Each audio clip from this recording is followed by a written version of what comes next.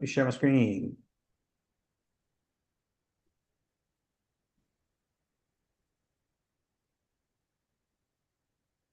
Okay, so last time we met, it was mid to late June. We were talking a whole lot about roundtables and the closeout of the year, upcoming graduations.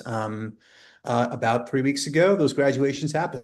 And so both at our middle school and high school, we had really terrific, smooth events, lots of smiling faces. Wasn't so warm in either of the spaces, which was a good thing in comparison to 2 years ago.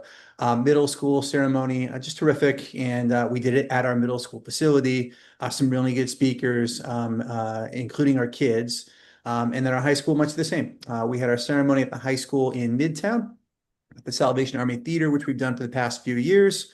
Right now, you see our salutatorian speaking, who gave a really wonderful, heartfelt speech to the audience. And so overall, really good moments and memorable ones for all those involved. That's our high school, small and mighty in numbers for the class 2025, and some fun at the end with families just outside. Quick fun story. So we had two speakers at the high school. One was an alumni, Anaya Childers, who's an alum from the class of 2020, just graduated from Penn State this past year and is going on to get her master's degree, maybe at Stony Brook, starting this fall. And so she spoke, and it was cool to have her speak because she had experienced all the things that our current graduates had experienced in high school at Unity and that we're about to embark on. So really good speech on her part. And I think it was great experience for her. We also had a young professional named Razak Andrew speak, who is a friend of one of our academic counselors. Also really great, humorous speech. And after that, about a week later, I was meeting with a couple of our alumni from the class of 2020 and 2021. And one of them had an interest which was similar to the sort of work that Razak does professionally, which is sports media and such. So put them in touch. Long story short, they're now getting together often. There are a couple of things that Razak is doing with youth programming. He's a mover and shaker and doing some really good things outside of his career. And so he's put one of our alumni into that set of experiences. And so I think it'll pan out well for both of them. But just, I think mentorship and networking is really important. And I'm seeing some of that take hold as we graduate multiple classes over time. And so really great events. And we're happy for our kids and families who got to experience them.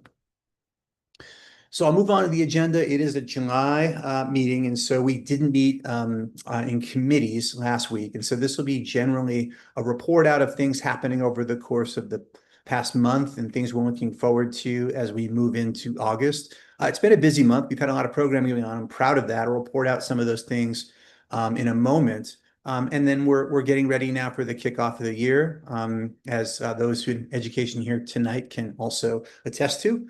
Our middle school team started this week back in action as a senior leadership team. Our high school comes back a week from now. They start a bit later, but we've been running programs. And so I think with that, we'll get into it. I mentioned tonight we'll approve or seek to approve our minutes from June and the gym renovation costs, which also went to the FOMB board back in June.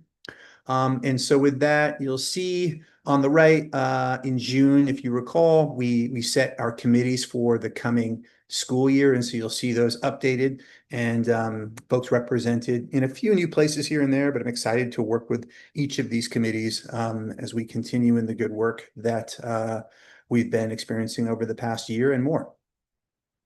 So most of what happens tonight will be in headline form. We'll move into approval. We'll talk about the August meeting for a quick moment and then jump into executive session with any other business that is worthy of note. Sound good? Okay, so with that, we'll move into headlines. And I think what I'll say here is there's some stuff that's good and we're proud of. There's some stuff that's challenging and that we are rolling up our sleeves and tackling, but a bit of everything with regard to where things are as of July, moving into the 25-26 school year.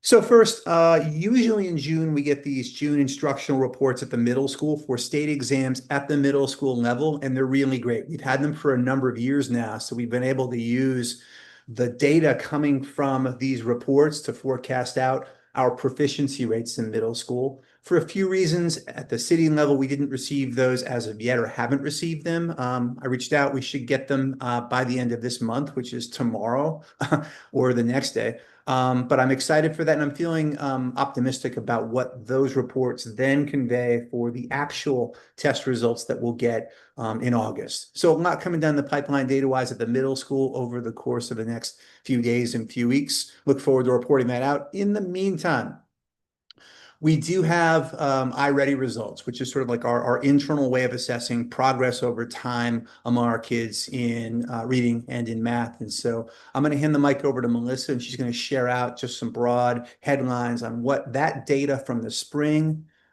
forecasts and reveals. Yeah, thanks, Josh.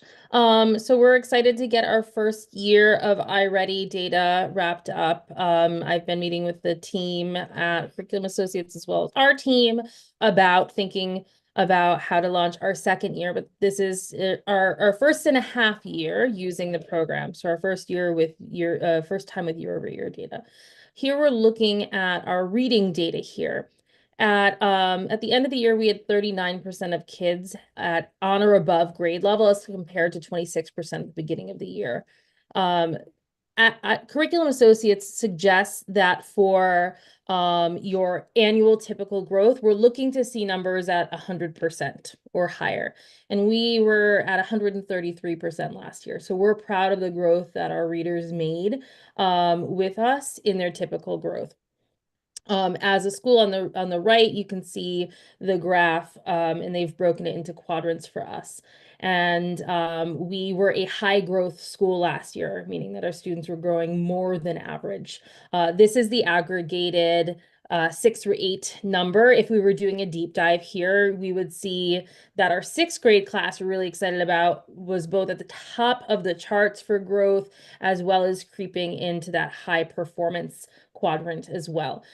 So we are hopeful that over time with students with our current tutoring program with iReady, we're going to see some really strong growth for them. Our math story was similar, not quite as dramatic growth, but we still exceeded that 100% goal that we met for typical growth, 108% growth there. We are still in the high growth quadrant for our math kiddos, but just not quite as high as with ELA. And again, some grade levels creeping towards being in that high achievement quadrant, not there yet, but we did see improved placement. At the beginning of the year, only 10% of our students were scoring on or above grade level. We had 25% scoring on or above grade level at the end of the year. Josh asked me the question. He's like, hey, typically we just do a lot better on math than we do on ELA on state exams. Why is this reverse? I asked that question at the beginning of the year to our folks at Curriculum Associates, and they said that they know that their math curriculum is pretty challenging. It is matched to the highest states nationally. This is more of a national measure. So that could be one of the reasons why. We also just saw some exceptional growth even on our IAs from in our reading courses throughout the year. So it'll be interesting to see if our exam data aligns. And so what we might see in looking at this data and then the June instructional data is that if you recall last year, we outpaced our district of location and districts we're pulling from quite heavily in mathematics. So higher proficiency levels on average in math than our comparisons in ELA, right at the same level essentially as our district of location and CST 16, which we pull from. With this growth in reading, it's plausible to say that we might see some gains in ELA that push us over the average levels of our districts of comparison, and that be what we want to see, which is that our kids are growing and we're now outpacing our districts of comparison, which is what our measure is with our authorizer. Melissa, would you say anything else there? Does that seem like an accurate, sensible forecast? Yeah, I think that is an accurate, sensible forecast given what we're looking at, what we've looked at throughout the year. Of course, there's always some surprises. And I will say that in tracking our data throughout the year, it did look like our iReady data was the most predictive of how students were going to be doing on their IAs. So hopefully this does show that we are doing well and are trending towards proficiency and have a strong year in ELA. Cool. So that's middle school. We'll now move on to our June Regents exam results at the high school. Yeah, some wins here and honestly some disappointing losses. Some of those losses were anticipated and some were less anticipated. Overall, one thing I'm very proud of is we talked at the beginning of the year about moving to a biology curriculum a year earlier, sometimes 2 years earlier than the rest of the state of New York, and taking the biology Regents exam here. We met a proficiency rate of 60%. That's compared to 21% on living environment last year. So lots of growth there. There was some good investment in this. And this was despite some unevenness in instruction. This course was never co-taught. It was taught by one of our senior teachers who has been with us for some time, but did not intend to teach this course, and it was a brand new curriculum. Usually we see a little bit of a dip there. So I'm hopeful that this will only expand next year as we brought on two very strong algebra teachers who will co-teach this one. So we're proud of that one. Our middle school algebra also saw strong results. 93% of students scored proficiently. Two students scored in what the appealable range of score. So if they take it again, theoretically, they could appeal for that credit. There's a good chance that they could meet that 100% by the end of the summer. So great results there. Unfortunately, we did see decreases in Global 2, ELA, and Algebra 1, with Algebra 1 having decreases that we just did not predict based on the regularity with which we were collecting data. So we are unpacking that. We'll have a more detailed analysis process in August when the team is back and ready to dig into that. And we have students engaging in Regents Prep in August for retakes. And let's add a quick question, if I can ask. Yeah, go ahead. Oh, thank you. Is middle school algebra one, is that like an honors class versus regular algebra one? Correct. That is based on seventh grade performance. It was so popular last year and so many kids were able to take it based on their performance the prior year that we actually even instituted an entrance exam this year. That's not going to be true long term. We have a 2-year plan where we're realigning our seventh grade curriculum so that more kids can get that algebra opportunity in their 8th grade year. We've just seen so much success at our middle school, and there are some structural things that are really appropriate to learning Algebra 1 there. More class time, a dedicated tutoring block, all sorts of things that we think we might see more success if we house that course in our middle school. But it is an honors course, so students were already predicted to do well when they went into it. Would that put them on track to do like Calc AB by senior year? It would put them on track to do Calc AB by senior year. Yep. We're not currently offering that class because we're trying to bolster the number of students who are prepared for that. And then, but only students who take algebra at the middle school level right now are on track to take calculus. So another reason that we have some calculus woes at our high school is that we've had classes as small as 5 because it's selected at our middle school level. So in theory, in 5 years, Unity could have like a cohort of like 20, 30 kids who will be taking calculus. In yes, in 5 years. So our current 7th graders. Uh, Awesome. so could be taking calculus by then. And then the College Board is thinking of other ways to accelerate. So rather than really, investing in a course where 5 to 6 kids each year get to take calculus, we're really doubling down on that AP pre-calculus course, which the College Board has rolled out. It's newer, none of us got to take it, but it is just aligned to a pre-calc course and can result in some college credit. And then there are ways to accelerate kids to that course. So long term, we can even offer BC. That's probably more than 5 years down the line, but we're opening doors as early as possible and trying to build on the strength of our middle school program. Amazing. Thank you. Welcome. I think maybe here we can also note that one change or update in the middle school curriculum for the coming year is the inclusion of 2 new Regents courses for 8th graders. So right now, 8th graders can take Algebra 1 and take the Regents exam and then get that credit if they pass the exam toward high school. We will also offer Earth Science and history, U.S. history, in the coming years. These are pilot programs for us. We have offered earth science in the past, but we're bringing it back and want to do so permanently. It's a new, much better curriculum. I think one of the reasons we shied away is because we were just throwing a lot of earth science vocabulary at kids for a year and it didn't seem as well aligned. But we have the new curriculum that mirrors the biology curriculum in its structure. And then something else I think that's exciting is that we're really thinking through that access, what families are looking for kiddos. So as we recruit our class during the 26 school, for that 26 school year, we'll be able to say that your child will get to take algebra in their 8th grade year because that will be true for those kiddos. So we've talked about middle school state exam results as we know them now, and some of the internal assessments that we've administered. We talked about now high school results in June. Kids will retake in August. We'll have more report out then. And we're now going to move into advanced placement results at the high school. Melissa, you want to take this? Or you want me to? I'm happy to take this one. I actually added a bullet point, I think, since you saw it, because something the instructional planning reports today, and it jogged my memory about something that's important context. Go ahead. So overall performance was somewhat lower than last year as far as credit earn rates. So fewer students received credit last year than other years. Remember that last year was our class that received that bronze award. So this class we knew going in was performing a little bit behind them.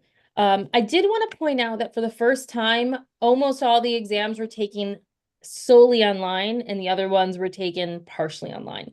So our students were taking these in a different format. Some years ago, kids did take them online during the pandemic, but there were like slightly adjusted expectations at that point as well. And I think that some of the muscle memory on our team, as well as the ability to practice regularly, we're not quite a one-to-one school, may have fed into that. Now that I'm reflecting and looking, today I was looking for patterns in what students were doing well on, and that stood out to me. Our participation continues to be strong. If we will likely get the AP, we will get the AP participation award this year again, but we will not earn honor roll status with College Board due to lower numbers of students earning over a 3 on the exam. For our class of 2024, all of them took an AP class at this point compared to 92% of this current class, but 26% of them scored at least on one AP course compared to 15% for our class of 2025. We are one child ahead of that going into next year. We also had slightly more students this year, however, taking 5 AP courses, including starting with an AP course in their junior year. So 1 in 3 kiddos was getting that sort of full experience across their 3 years of attempting this college ready work, which is great because they they had that experience in sophomore year, and then they kept signing up. So it shows some perseverance, which will be supportive as they move into college. The reason we've got these measures is to really think about how prepped kids are from both a performance and a mindset perspective. So that's another area we won, but still going after that percent of students getting a score. So as we think about goals for the coming year and we look at the class of 2025, we'd love to hold on participation, number of kids taking an AP course. We'd love to hold on the number of kids taking 5 AP courses and 1 as an underclassman. Where we need to improve is in the percentage of students who are scoring 3s or above. At the mid-year mark, I think we were looking at needing to have 10 of our seniors score a passing score to get to at least 25%, which would put us in this honor roll category, which is just a nice achievement. It's a nice recognition. 3 of those 10 kids did score above a 3. We needed 7 more. We didn't get there. I don't think we've had a chance to dig into like the number of students that scored a 2 and were very close, but didn't get the 3. But that's the way we're thinking about this. And so in terms of AP course offerings, would you say anything there that's different for the coming year, Melissa? Yes, I would say 2 things, and it's a little bit long facing, but there's 3 classes I'm specifically quite excited about for this year. One course is thinking about, I referenced that pre-calculus course. We last year had like a pre-calculus course where kids could not get any college credit. Then we had the AP pre-calculus course, and we had an accelerated algebra course with pre-calculus. It was complicated. So we've gone down to just that pre-calculus section, and are co-teaching some of it because more students with disabilities will be in those courses. So we're excited to be able to just throw a little bit more attention and focus around that course. That is a high access course. The College Board has told us that they tend to have higher pass rates. So I'm hoping that that's going to open the doors for some of our seniors and some of our juniors. Another course that I'd highlight, we did not have any kids pass AP Computer Science, unfortunately, this year, but that tends to be a course where kids do a little bit more. We have a very exciting teacher coming on who's worked with TEALS, who's our partner in the past, as well as taught at local schools, and is a good friend of Mr. Dosher's as well. He's already thinking a lot about that course, so I'm hopeful about improving our scores in that this year. And then additionally, we've reintroduced AP Seminar. We had it as an electives class in the past, but we are replacing across 2 years, but in a big way this year as well, our 11th grade course with that. Some 12th graders are going to be permitted to take that course, but that's going to put us in good standing for the future. And that course aligns beautifully with our roundtable perspectives. Basically, students do a lot of research, they do a lot of decision making, and they do presentations to a committee, much like they would with roundtables. So they've got some experience and some excitement around that. So I'm hoping that that will boost our scores too. I would also add that we are offering statistics this year in lieu of calc, just based on the sheer number of kids who had met the prerequisite needs for calculus. We just can't run it for a couple of years. So that course may be new. It may take a year to launch, but we are excited to see that one in action as well. Yeah, I'm excited to see stats. Okay, so we talked about middle school results, Regents results at the high school, AP results at the high school. We're now going to move into summertime and what's happening across sites, and I'm proud of this. We've got definitely a few steps forward with regard to the programming and services we're offering to kids this summer in comparison to prior recent years. And so at the middle school, we've got about 50 students, about a fifth of our kids taking part in additional academic remediation and support through tutoring over 4 weeks. The focus is on foundational reading and math. We've got all of our teachers in this summer academy are our own teachers over the course of the year, so they're familiar to our kids and familiar with what our kids know and don't know. So that feels really great. At the high school, we've got 40 students. They just completed their summer academy. That was a 3-week program. There's some Regents prep happening in August for kids retaking the exams, but in general, some great programming for kids essentially receiving educational support over 12 months of the school year. And these are our kids that would benefit from it most. So that feels right. In terms of enrichment, we've got some good stuff going on too. Some of this is coming through a grant we received with Summer Boost and the Bloomberg philanthropy group. And so we right now, let's see, at the middle school, we've got 50 kids also taking part in some enrichment in the afternoon, think team sports activities, games. Got some great pictures of art classes I'm going to show with families with the scoop this week. At the high school, we've got a 3-day bridge program. We're in day 2 now of that program. That program is for our incoming 9th graders.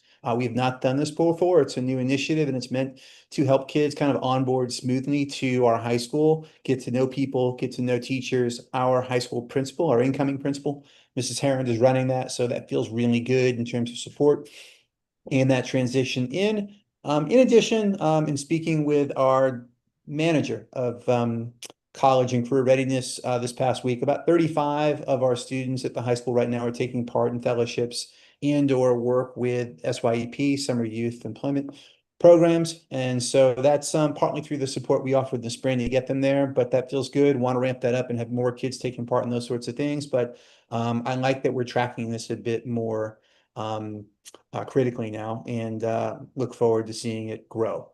Questions here? Wait, I'm going to add one thing. about our summer programming at the high school. We had our students engaging in summer academy. We did have the 3 students we talked about last time who were graduating seniors who needed summer work, and I wanted to report that all of them were successful during summer academy. So they will have an August graduation rate and are off to their post-secondary opportunities. Cool. Okay. So moving on, I want to talk about enrollment, where we are facing some challenges as we look at where we are now and where we want to be as of September. And so right now we're off pace. And so the numbers are as follows. Sixth grade enrollment right now seems to be about 60 kids. That's versus a target of closer to 80 kids. At the high school in the ninth grade, another big feeder class, it's similar. We've got about 20 kids short at both of those sites if we were fully enrolled at both grades based on staffing. Overall, at the high school right now, we're looking at 225 to 235. That's versus a budget enrollment of 238, so we're slightly under there. And then grade 6-12, we're looking at 440 to 450 as of now versus a budget enrollment of 475. So this is a stressor for us. And the numbers are down right now, even with more efforts that we're putting forward. And so we're going to stay with it and roll up the sleeves and continue the work we're doing. Things that we've done over the past spring. I'm also going to talk about things we're doing over the course of the next several weeks and have been doing over the course of July. But we surveyed families back in the spring to get a general sense of who's returning or not. So we've got better data there, and then we were able to follow up with families. So we expect for attrition to be less than it was last summer. So more students continuing to our or continuing with our school in the coming year based on that information shared. And so we should have fewer surprises with regards to kids not attending as of the first day of school who were at our school the year prior. We've also increased our staffing for recruitment, and so we brought in some people who have expertise in recruitment who are working in operations in the coming year, and they should help build muscle, and that should result in more students enrolling in the school and our recruitment efforts being more robust. We also engaged a consulting firm who are specialists in digital marketing. And so I'll say a bit more about that momentarily, but we are more present on social media than we've ever been. And we've got some good stuff out there with regard to visuals and attractions to appeal to families. We've got participation in summer academic programming and enrichment. I mentioned that a moment ago. We've got our bridge program happening. So these are all new things in addition to what we typically do in a given year. So a whole lot coming at this. In addition, so what we're doing now over the course of August is we will continue to increase our digital marketing. We're meeting with this group weekly. We look at some hard data on analytics and make adjustments. And so it's been valuable. We've got a sense of tracking how many people are coming in through that initiative. And it's been worthwhile right now. We do want to see more of an uptick in the number of families that are showing interest based on this initiative, but it is going in the right direction. We've been more present on the ground at some local events with the increased staffing and recruitment, and so we want to continue with that. We have updated our homepage and our landing page for interested families. They look better, they are more appealing, etc. So that should add to our cause. We've got quick turnaround time happening with responding to interested families over the course of the summer, and have got protocols in play to make that happen. And then we've had referral requests for our existing and former families. We'll continue to reach out to families about that. And so those are the things that are happening now and over the course of the next few weeks, or things that were happening in May, June, and July. So a lot here. We just need to see the numbers creep up. So this is the thing kind of keeping me up at night, and the thing that we're going to go really hard at over the coming weeks. We'll look at where things are 3 weeks from now during our next board meeting, and I'll have some proposals for the board based on where we are. In addition, and I think this is similar, and this somewhat relates to a comment that Ron made a moment ago, but in looking at 8th grade retention, we reported out back in the spring that numbers weren't looking good. Our efforts were not bearing fruit with regard to the number of 8th graders coming to our high school, and that seems to be the reality now, with about 30% of our 8th graders attending Unity High in the coming year. As was suggested by members of the board, and members of our team, we have done some outreach with families to figure out the why of that. I got a couple of reasons I'll bring to the board tonight. I don't think these are surprises, but they're things that we have to respond to.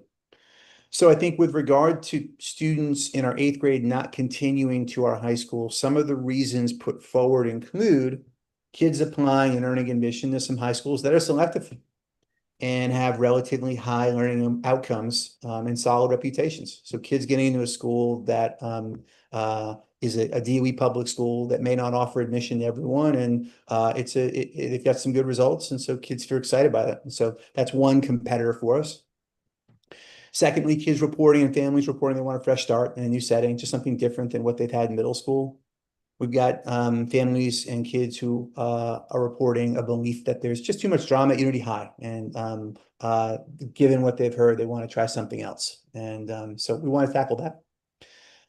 There are kids applying and earning admission to some select private schools or moving out of state, and so that was a handful of kids. And then again, I just say that we were doing more right now. We did more this year than we've ever done, and haven't seen the fruits of our labor with this class. So we've got to go back to the drawing board. And so when I think about action steps for the coming year, it's some of the same, but just thinking differently about things. And so we've done some analysis of students and their input on the why they are continuing to Unity High or not.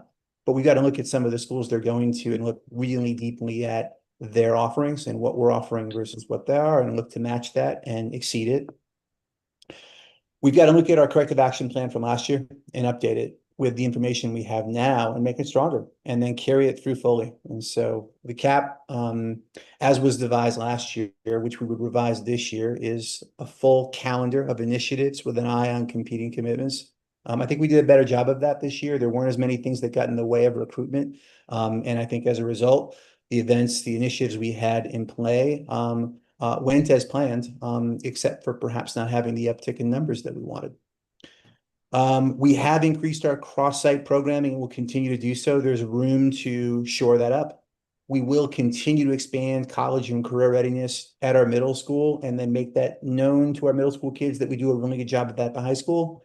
And then finally, looking to continue to expand our family ambassador programming to our high school families. We did that this year and want to continue to bring our middle school families together with our high school families so that there's communication and relationships, which then I think bodes well for excitement about what's next in high school. So that's some of the things we're thinking about now. We think about general recruitment and then 8th grade retention, but there's some challenges here that we're wrestling through, and so it's real. Hey, Josh, I can't remember, it was a long time ago, several months ago, I was asking about a competitive analysis with the schools that these kids are going to. Has that been done? Yeah, we did that and then reported something out in May, if you recall. We looked at a number of the schools that kids were going to, and the variation. But do you know why? I mean, have you done exit interviews with the parents and said, why specifically did your son or daughter go to this school? In some cases, yes, they've offered that. We have communicated with a great number of our families in our 8th grade from this past year, and I think the reasons for not attending our high school mainly are listed here in this slide, and then reasons for going to some of the other schools run the gamut a bit, and that was some of what we provided back in May. We can dig that back up and take another look at it, but it has been done, and that's going to have to be a part of our corrective action plan and seeing this through. This has got to be a focus for us, and we've got to figure out how and to now you know the actual results, you can fine tune it and find out who, I do remember that there was a list of schools that people were looking at and really figure out who our competitors are and really go after them and have scripts around why we're better than that school. If we are, right? So we can talk to that and really recruit. Yep.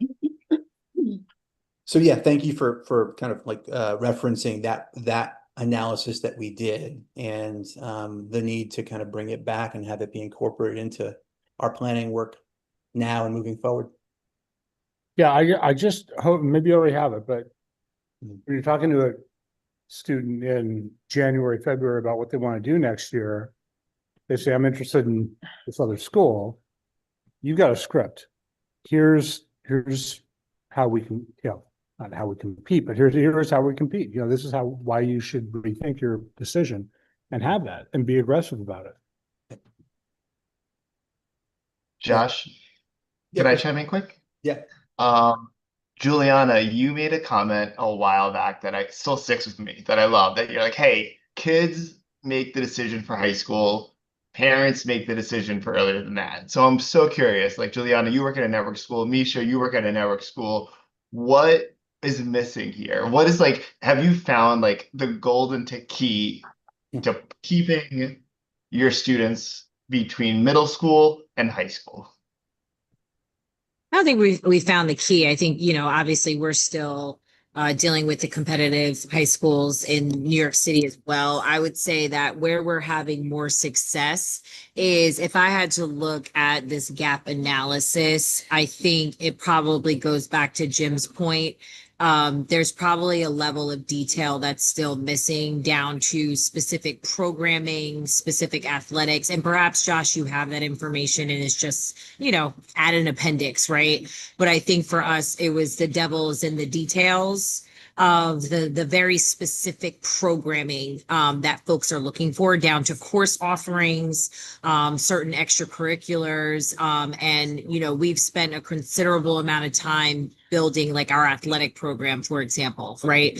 And so something that, the size of Unity Prep, I imagine, Josh, some of this is just resource deficiencies, right? Like you're just not going to have the same resources as a larger network to kind of build that. So then I think there's this component around, and what can you angle that you can go all in on. For us at Uncommon, a lot of it was our extracurricular. We have a program called High School 2.0. We offer internships. We have robotics. We have just things that, again, allow us to compete with some of these very prestigious highly selective high schools, and even just some of the offerings that, even just a regular public high school would offer that traditionally we weren't. And over the years, we've really poured into that. And then I think the last thing I would say is that if we go back to Unity Prep's mission as well, I do think there's an element of just still selling them on the guarantee of following their child all the way through, that the public schools just can't guarantee, right? And so, things that parents pay attention to, that then kids pay attention to, is like that level of support, college access support, for example, right? We pay for all of our kids' college applications, no matter how many colleges they apply for, right? The financial aid package work that we support our students through. And so kind of appealing to that kind of component as well. And you always hate to look at education as competitive. Like that's the biggest difference between the business side to just like humanity of education and children. I apologize. I'm at a leadership conference, so there's a lot of noise in the background. But we did find that we had to play a little bit more offense than defense. We had to be a little bit more aggressive in our messaging. Like, we guarantee you will not have this service if you go to this school down the street. I guarantee that Stuyvesant is wonderful. Look at the percentage of Black and brown children that make it not just graduation, but all the way through college, right? So we had to be a little bit more aggressive in our messaging to families and to students about why they should choose us over, again, some of these highly selective schools that, again, the data is the data. They're actually not as successful with our demographic of students. They're just not, when it comes to getting them all the way through. So just, again, those types of things. And again, Josh, not sure what you already have or what you guys have covered. I know you did a highlighted presentation here, but just looking at this, just might be another level of granularity you might be missing. Yeah. Misha, would you add anything? Yeah, I would echo a lot of what Juliana said. And hi, everyone. Happy to see you.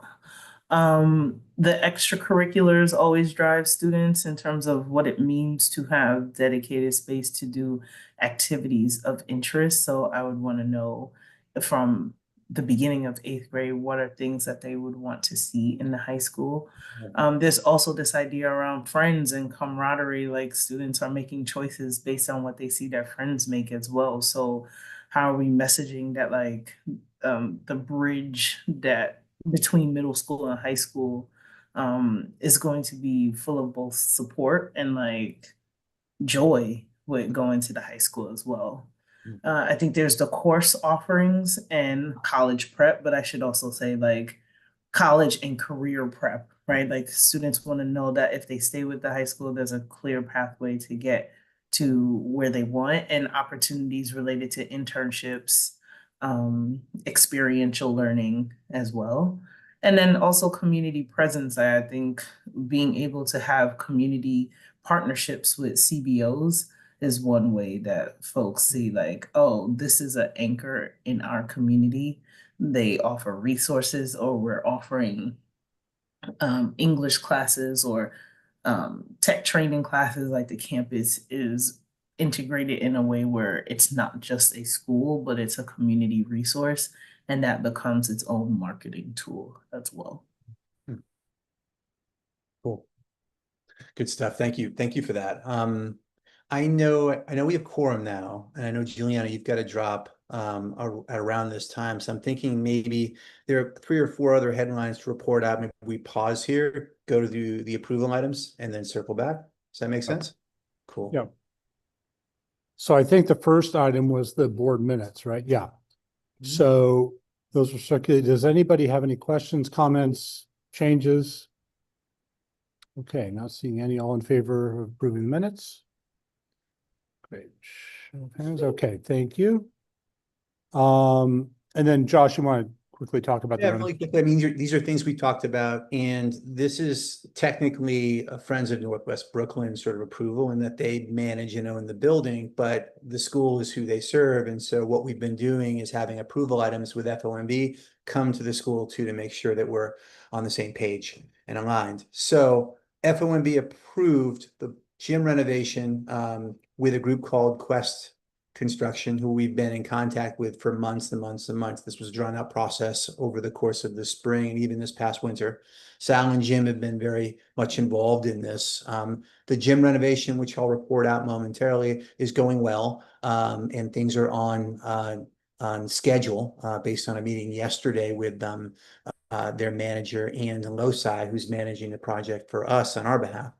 So the cost of the renovation is $873,326 on the contract. And so this is just to formally kind of bring that to Unity's board too up for approval. And Sal, Jim, if you got anything you want to add that you think is important for the board to know with this, I invite you to add that in now.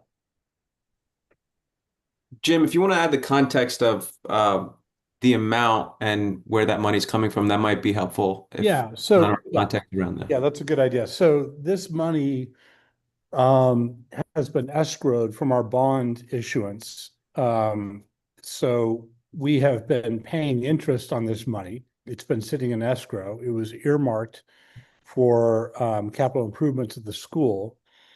And we've gone back and forth. Do we add a floor to the school? You know, what are the things that we could do to spend this money? The long and short of it is we are paying interest on this money, but it's been sitting in an account, not doing anything. We made the decision not to add another floor to the school right now.